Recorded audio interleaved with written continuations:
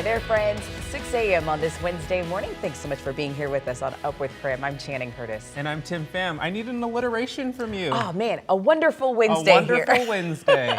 And it's going to be a wonderful Wednesday weather-wise. Ooh.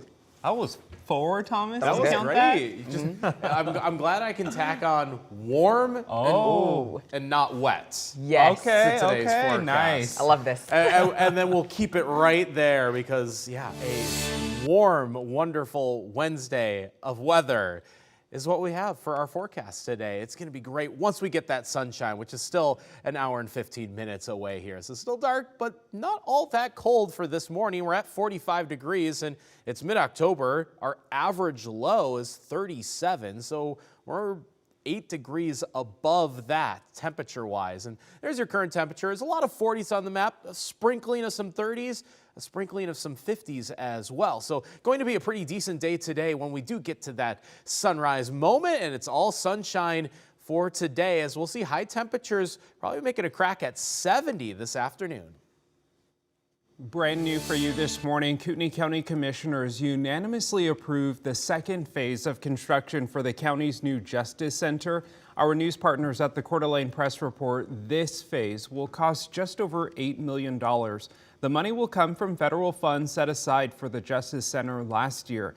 In total, over 3 phases, the project is expected to cost about $38 million, with the county footing the bill for $10 million of that. The expansion would add new courtrooms and more working space for county employees. The third and final phase of this project will begin in January. Today, Spokane Public Schools will discuss a new bond and levy plan. SPS is looking at a handful of projects that could be funded with a $200 million bond if voters give them the green light come February. The district says the bond would continue their long-range plan to replace and modernize old schools and minimize increases in taxes. School board members are now considering 2 options. Both include replacing Adams and Madison elementary schools, designing a replacement for Indian Trail Elementary, and modernizing Gary Middle School. The district did not say how much the average household would pay in taxes to support the bond, but for more on this story, you can head over to our website at KREM.com.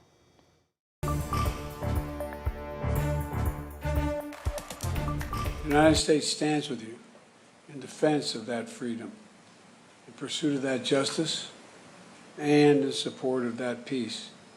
Today, tomorrow, and always, we promise you.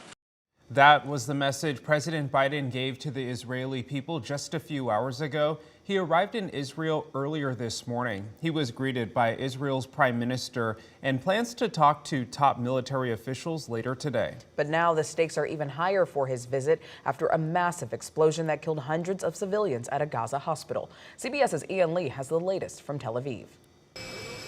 President Joe Biden met with Prime Minister Benjamin Netanyahu in Israel amid escalating regional tensions. We will continue to have Israel's back as you work to defend your people. We'll continue to work with you and partners across the region to prevent more tragedy to innocent civilians. A fatal blast at a Gaza City hospital has killed hundreds of people, according to the Palestinian Health Ministry. Palestinian leader Mahmoud Abbas blamed Israeli airstrikes for the explosion, calling it a war crime. Israel denies responsibility and instead says the blast was caused by misfired rockets launched by Islamic Jihad. Based on what I've seen, it appears as though it was done by the other team, not you. But there's a lot of people out there not sure. President Biden said he is outraged and deeply saddened by the hospital explosion. A summit with the leaders of Jordan, Egypt, and the Palestinians has now been canceled, a decision one U.S. official described as mutual. The situation sparked angry protests in multiple Middle Eastern countries, including Jordan and Lebanon, where the State Department has issued a do-not-travel advisory. Israeli forces and Hezbollah fighters have exchanged fire near the Lebanese border in recent days. The U.S. has positioned military assets, including a force of 2,000 Marines and warships in the region to support Israel if needed. Ian Lee, CBS News, Tel Aviv. All right, let's take a look at your morning rush now. More news in less time. A Home Depot may soon be coming to Spokane South Hill.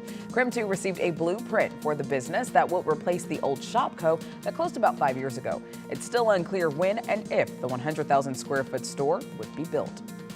And this morning, Idaho State Police are still searching for a wanted man near Wolf Lodge. Just yesterday, a shelter-in-place order was given to residents in the area while police searched for him.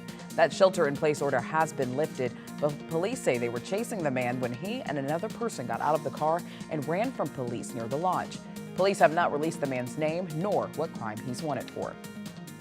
Federal prosecutors want a longer prison sentence for a Proud Boy member from Washington state.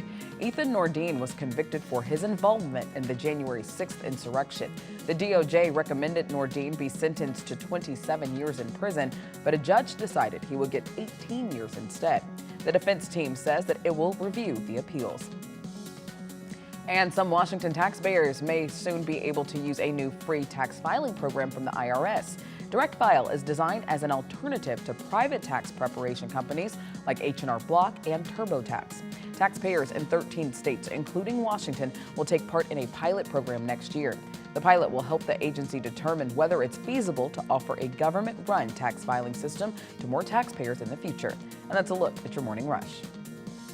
6:07 to another check of our forecast, where we are in for plenty of sunshine today. So even despite yesterday's cloud cover and rain, that won't be a problem for us today. It's just drifting ever so farther northward as high pressure settles in over Oregon, and it's just guiding this band of cloud cover and moisture arcing a little bit farther north today compared to yesterday. So we'll see plenty more sunshine and plenty warm temperatures for mid-October.